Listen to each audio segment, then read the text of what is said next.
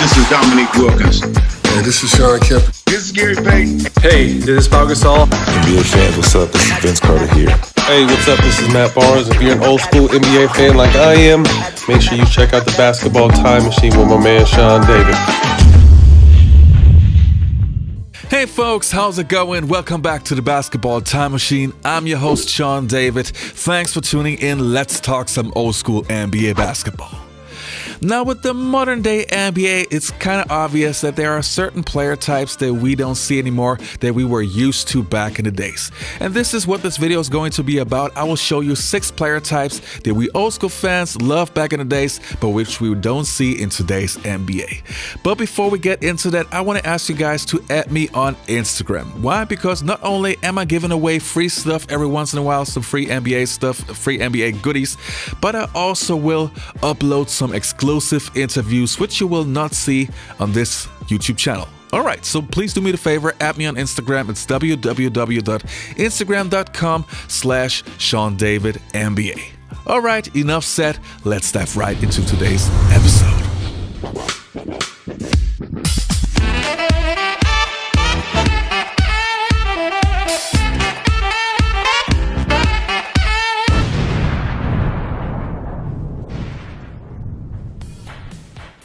Now, the first player type that we are not going to see in today's NBA is Muggsy Bogues. Muggsy Bogues played in the NBA from 1988 to 2001 in an era which was dominated by bigs. A physical era where your average point guard was at least 6 foot something. And then there was Muggsy. Standing only at 5'3", this guy still managed to be a huge contributor to his team. Especially in his time with the Charlotte Hornets in the early 1990s, Muggsy had seasons where he averaged at least 10 points and 9 assists per game. 20 years later, we still haven't seen a guy of his size making it to the NBA, even though today's NBA is more point guard driven and size is not as important as it used to be. Of course, we have seen other shorter players like Spud Webb, Earl Boykins and Nate Robinson, but never before and after a player that was only 5'3". 5'3", Tyrone Muggsy Bogues. I gotta go for it. Here's Bogues. Muggsy underneath, slam dunk. Wow. Muggsy squeezed through a little hole there. Wasn't much room. Muggsy. Where did he go? Starts to drive and Bogues just stripped it away. Takes it down against Paxson.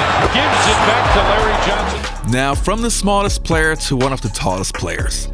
Another player type that we're not going to see anymore is guys like Mark Eaton. If you never heard of this player, well, let me tell you something about him. He started to play basketball pretty late. He was in his late teens and never even considered playing in the NBA.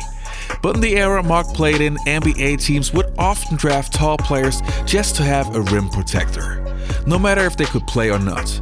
Mark played in the NBA from 1983 to 1993 and was 7'4". He was not a skilled basketball player in college, but the Jazz decided to give him a chance and Mark became a very important piece for his team. And at the end of his career, he was one of the best shot blockers in NBA history. In 1985, he averaged 5.6 blocks per game, which was a record back then, and I'm pretty sure it's still a record today. But players like Mark Eaton that only got drafted because of their size will not make it to the NBA anymore. Which is kind of a shame because Mark proved that he brought the right work ethic and also became a solid NBA player.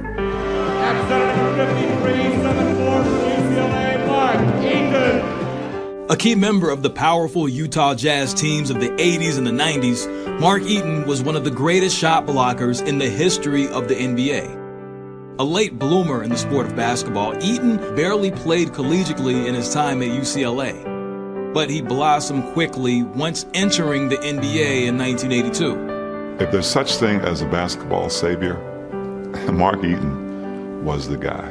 Mark was always kind of the cavalry. He was always the last stand. Standing at an imposing 7 feet 4 inches, he immediately became one of the league's most intimidating defenders, setting the NBA record for most blocked shots in a season in 1985. Mark was the first gentleman that made me feel small. And the next player type that we're not going to see anymore is Michael Jordan. Now with MJ, it's very interesting because we already saw one player who almost played just like Mike, which was Kobe Bryant. But now with the new generation more idolizing players like LeBron James, Carmelo Anthony, and more of these guys, the more years pass, the lesser we're gonna see a player who plays just like Michael Jordan played. The one thing that was always outstanding to me was that Michael Jordan was not only a shooting guard with an above average post game, but all those crazy artistic shots that he was making on a regular basis were just simply unique. Even Kobe Bryant, who mimicked Michael Jordan a lot, was not able to pull off those artistic shots every single game. So I'm pretty sure that Kobe Bryant was the last Michael Jordan type player that we will ever see.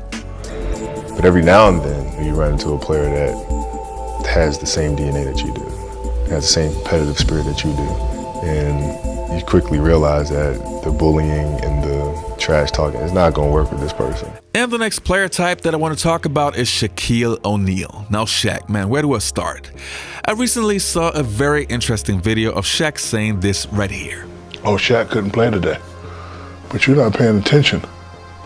I am playing today. My name is Greek Freak. Who was the first big guy to take it coast to coast? Oh, you don't remember? Check this play out. Look at the big guy run the floor. Oh, yes. Oh, yes. With this video, I have to clarify something. Yes, of course Shaq would be able to play in today's game. He would adapt his style, probably not gain as much weight as he did in his later years with the Lakers, but the Orlando Magic Shaq could definitely play the way Giannis is playing today, no question. But for this video right here, I want to tell you guys that we will definitely not see a player like Shaquille O'Neal was with the Los Angeles Lakers. He was simply the most dominant force in the modern day era. The combination of size, power, weight, and animal-like force was unique in an era where bigs ruled the NBA. So of course we will never see a guy like Shaq again. To me, this means us old school fans should be grateful that we had the chance to see Shaq play in his prime. I don't know if I ever divulged this secret, but I'm really a football player that happened to love basketball.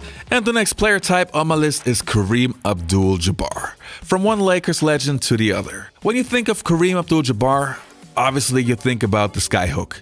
And this is exactly what I want to talk about. Kareem was a unique player. Not only did he rule the paint and the block, but a player with the combination of size and balance was super rare. There's a reason why nobody was able to master the skyhook like Kareem did. I know for a fact that many of the best bigs of all time really tried the skyhook and gave it a chance, but they also gave up halfway because they just could not master it. So of course we will never see a player like Kareem Abdul-Jabbar again.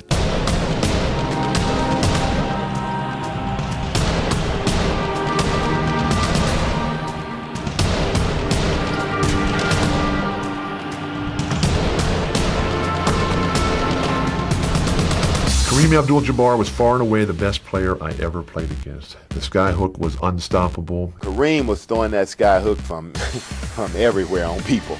Yeah, from the free throw line, from the deep in the corners. He could shoot it on the sides, front of the basket, and once he started to turn and had his body between you and the basket, there's no way to block that shot. No one had the size of Kareem, the athletic lift of Kareem. The greatest offensive weapon ever unleashed, in the NBA. Now the next player type that we will never, ever, ever see again in today's NBA is Dennis Rodman. Now you might think, hey, we have seen similar type of players, guys like Draymond Green and Ron Artest.